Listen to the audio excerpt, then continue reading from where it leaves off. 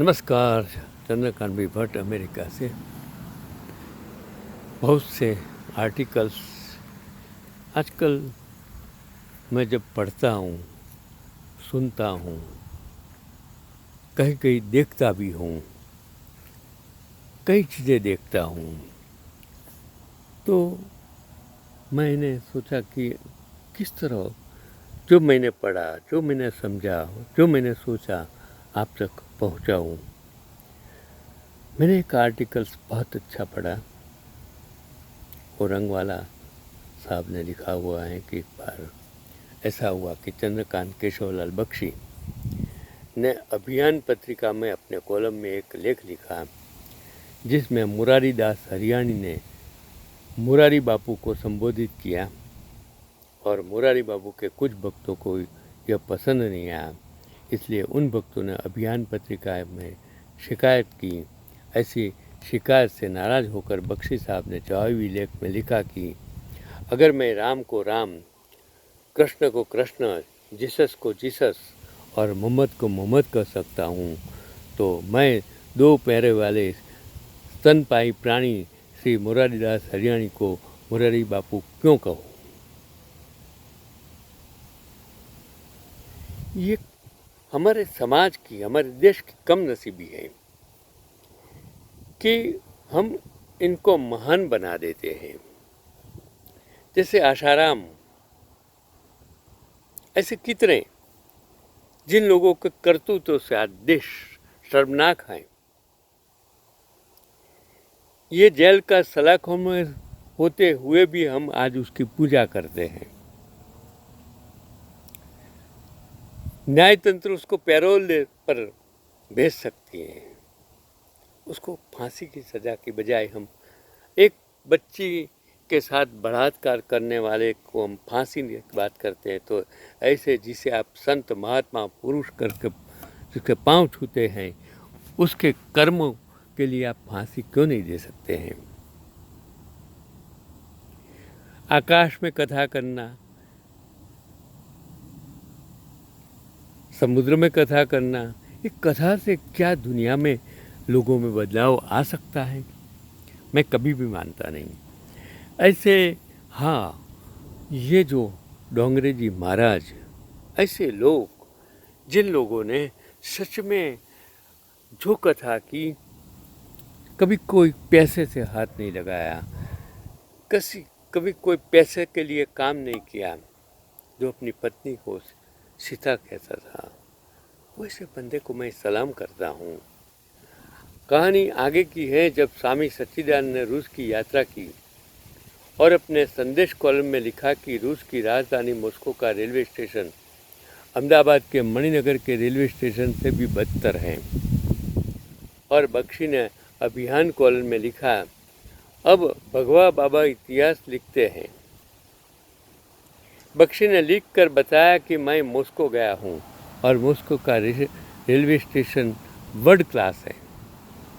उन्होंने कहा, स्वामी के पास इतिहास लिखने की कोई योग्यता नहीं है। ऐसे लेखक जो सच लिख सकते हैं, बोल्ड कहने की क्षमता रखते हैं, ऐसे चंद्रकांत बख्शी को मैं मेरी 100 सलाम। वो चंद्रकांत बख्शी गुजराती साहित्य में एक सुपरस्टार थे और कई पाठकों द्वारा पसंद किए जाते थे। और गुणवंत शाह और बख्शी गुजराती लेखकों में से पहले थे जिन्होंने व्याख्यान देने के लिए बहुत अधिक पैसा लिया था। बख्शी ने गुजराती लघु कथाओं में सराहनीय योगदान किया था।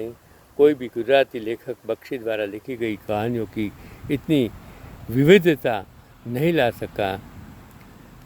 वो जो लिखने वाला लेखक है, उसकी ये व्यक्तिगत राय है कि बख्शी उपन्यासों में एक औसत लेखक हैं। बख्शी अपने स्तंभों के लिए अधिक प्रसिद्ध हुए। गुजराती साहित्य में आज तक कोई लेखक बख्शी जैसा स्वाभिमानी नहीं हुआ। वे शील को दुर्गुण बताते थे और अपने अभिमान पर गर्व करते थे।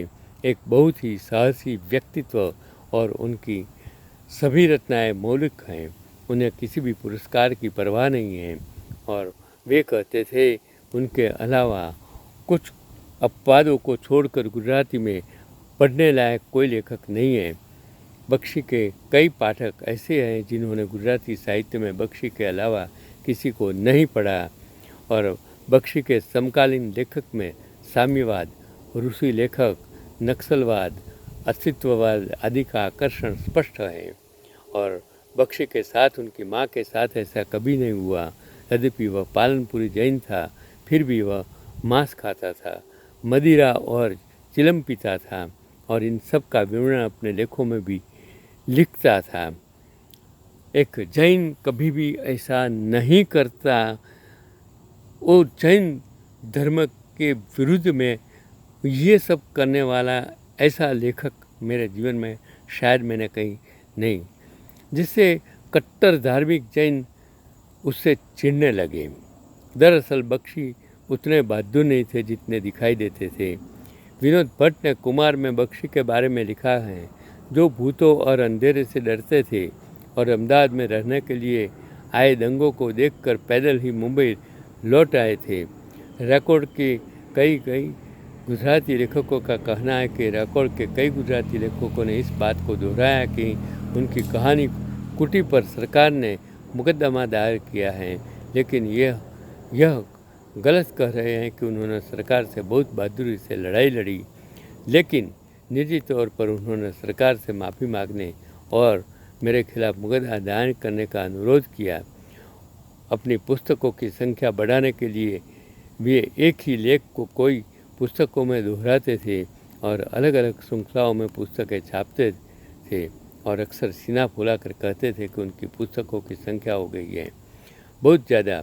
श्री चंद्रकांत बख्शी साहब जो कहते थे कि इनके जैसा कोई नहीं है, वास्तव में अंग्रेजी लेखक खुशवंत सिंह ने के नक्शे कदम पर चले और खुशवंत सिंह की प्रतिकृति बन गए, और खुशवंत की लेखक शैली को गुजराती में लाया गया। और विवाद पैदा करने, सेक्स और शराब के बारे में लिखने के अलावा खुशवंत का कॉलम एक बार उनके संपादक के तहत इलस्ट्रेटेड वीकली में शुरू हुआ, जिसमें खुशवंत सिंह ने विविध जातियों और प्रसार पर लेखों की एक श्रृंखला लिखी। और खुशवंत सिंह ने भी यह भी कहा उनके इससे उनकी पत्रिका का मूल्य भी बढ़ गया, क्योंकि जिस जाति संप्रदाय के बारे में लिखा गया है उनके अनुयायियों की पत्रिका की पकड़ बढ़ जाएगी। और गुजराती में चित्रलेखा पत्रिका में बख्शी ने उससे महाजाति गुजराती श्रृंखला शुरू की। बख्शी को कांग्रेस, गांधी जी, जवाहरलाल आदि से अत्यधिक प्रेम था, और यदि कोई उनके बारे में कोई टिप्पणी करता तो बख्शी उसका उत्तर देते थे। गुजराती लेखक दिनकर जोशी ने गांधी जी के पुत्र हरिलाल पर केंद्रित प्रकाशनों परिचयो नामक पुस्तक लिखी थी, और उसे मुंबई के गुजराती थिएटर्स में एक नाटक के रूप में प्रस्तुत भी किया गया था, जिसमें आप शिवाजी को नीचे आते जाते हुए दिखाते थे। तो आपने सच्चे लेखक ने ऐसा किया है, एक चुनौती। बख्शी ने बीजेपी के मुख्यमंत्री केशुभाई पटेल पर आरोप लगाए हुए नरेंद्र भाई मोदी जी में अपनी समानता देखने लगे और भगवान में विश्वास करके हिंदुत्व की शरण ली। शब्द सृष्टि नामक पत्रिका में श्री हर्षद त्रिवेदी ने बख्शी से प्रश्न पूछा कि धर्म, राम मंदिर, हिंदुत्व आदि की ओर झुकाव कहाँ से हुआ। बख्शी ने कहा कि मैं अपने पाठकों के प्रति वफादार हूँ और मेरे अधिकांश पाठक हिंदू हैं, इसलिए मैं वही लिखता हूँ जो उन्हें पसंद है। चंद्रकांत केशवलाल बख्शी ने एक बार लिखा था कि भारत के दो मुस्लिम राष्ट्रपति जाकिर हुसैन और फखरुद्दीन अली अहमद ने एक बात समान है। दोनों का निधन उनके बाथरूम में हुआ था और उनके शवों को बाहर निकालने के लिए बाथरूम का दरवाज़ा तोड़ना पड़ा था, और एक बार महान बख्शी खुद बाथरूम में बेहोश हो गए और उनकी लाश को भी दरवाज़ा तोड़कर बाहर निकालना पड़ा। ये भी एक कहानी का भाग है। कभी कभी हर इंसान की सोच, हर लेखक की सोच जो कभी पहले थी, बीच में चेंज हो जाती हैं, कब क्या हो जाती हैं कुछ पता नहीं है। लेकिन जो भी जिस ज़माने में, जिस परिस्थिति में, जिन लेखकों ने जो भी लिखा, उसमें कुछ न कुछ समझने लायक तो ज़रूर है, पढ़ने लायक भी ज़रूर है। और कितने निडर लेखक हैं जो आज भी लिखते हैं, हमें उनको समझना पड़ेगा। अगर हमको पसंद नहीं है तो उनको छोड़ देना चाहिए, लेकिन उनकी टीका कभी भी नहीं करनी चाहिए, क्योंकि लेखक लेखक होता है, कवि कवि होता है। जो उस ज़माने में जितने भी महाग्रंथ लिखे गए हैं वो उस ज़माने की भौगोलिक, आर्थिक, सामाजिक, ऐतिहासिक परिस्थिति के मुताबिक वो लिखे गए ग्रंथ हैं।